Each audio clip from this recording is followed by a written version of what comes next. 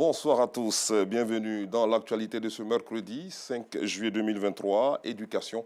Les résultats du BEPC, session 2023, ont été proclamés aujourd'hui. Le taux de réussite est de 31,47% sur le plan national contre 28,89% en 2022. Cet après-midi, les candidats ont pris d'assaut les différents centres d'examen. Tout à l'heure, donc, nous allons vous proposer l'ambiance qui a prévalu au lycée moderne Amagou Victor de Marcory au moment de la proclamation. Des moments forts rapportés par Clarisse Cagnala. Nous irons ensuite à la Riviera Palmeraie Saint-Viateur où un immeuble en finition s'est effondré il y a de cela une semaine.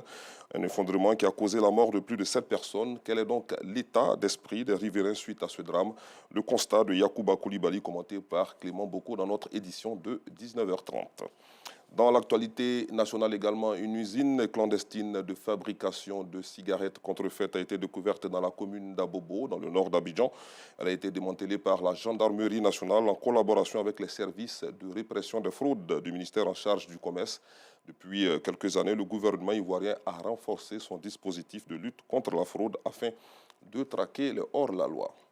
Hors de chez nous, l'Organisation mondiale de la santé va acheminer 18 millions de doses du premier vaccin contre le paludisme avec l'Alliance mondiale des vaccins et l'UNICEF. Celles-ci seront envoyées dans 12 pays, a affirmé ce mercredi son directeur général Tedros Adhanom Ghebreyesus, qui a aussi déclaré que près de 500 millions d'enfants décédaient de cette pathologie dans cette région du monde chaque année. Les premières doses arriveront dans les derniers mois de 2023. De l'autre côté de la frontière nord de la Côte d'Ivoire, une quinzaine de civils ont été tués ce mercredi lors d'une attaque de djihadistes présumés dans l'est du Burkina Faso, selon des sources sécuritaires et locales, évoquant également un départ massif d'habitants fuyant les incursions des groupes armés.